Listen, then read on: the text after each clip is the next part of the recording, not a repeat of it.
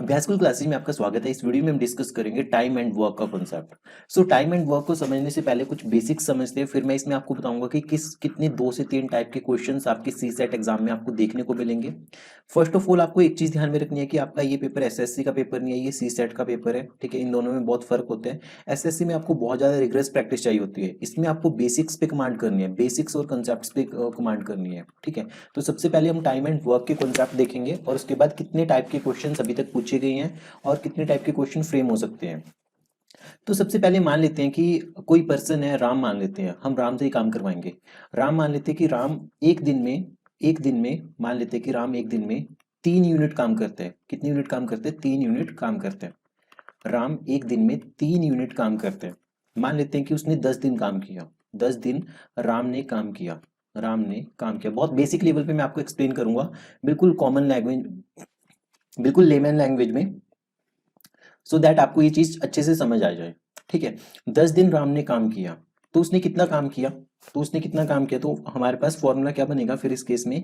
ये बनेगा कि work done is equal to time taken, जितना टाइम लिया, time taken into rate of work. मतलब कि रेट ऑफ वर्क का मतलब है कि एक दिन में कितना काम किया। जैसे 10 दिन उसने काम किया, एक दिन में 3 यूनिट काम किया, 30 यूनिट काम राम ने किया। तो सबसे पहला आपको जो फॉर्मूला याद रखना है, फॉर्मूला भी नहीं, बहुत बेसिक चीज याद रखनी है, वो ये है कि वर्क डन किसके इक्वल होगा? Time taken into rate of work.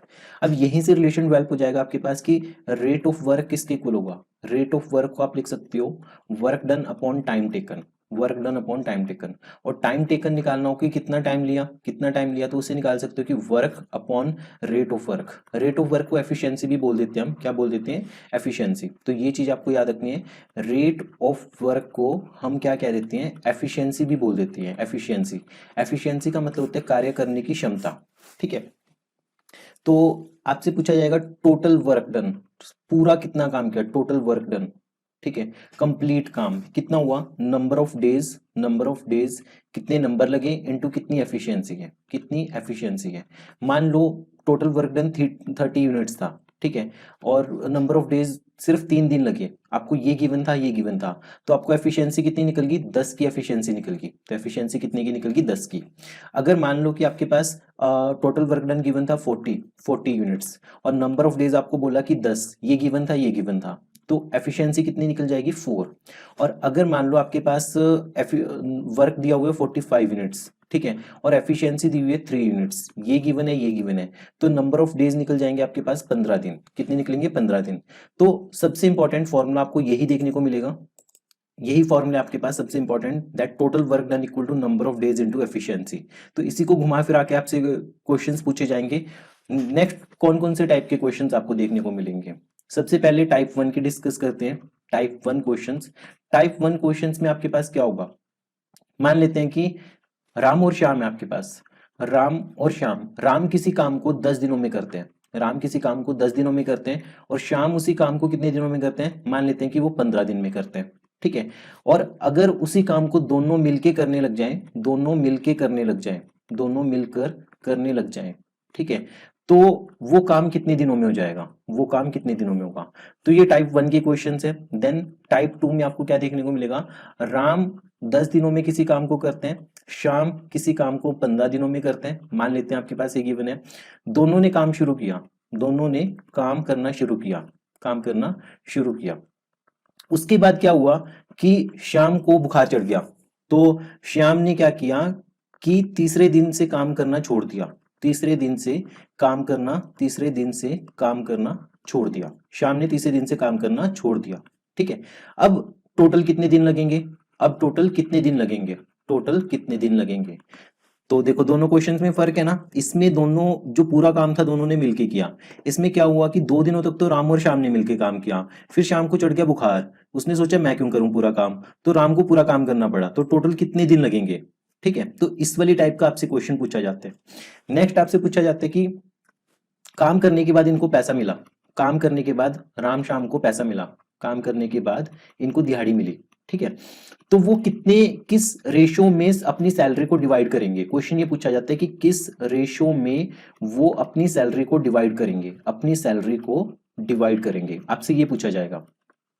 तो इसका आंसर होगा जिस रेशो में उनकी एफिशिएंसी है ना, जिस रेशो में उनकी एफिशिएंसी है, उनके कार्य करने की एफिशिएंसी है, उनकी कार्य करने की वर्क डन की जो एफिशिएंसी है जिस रेशो में, उसी रेशो में उनको पैसा मिलेगा।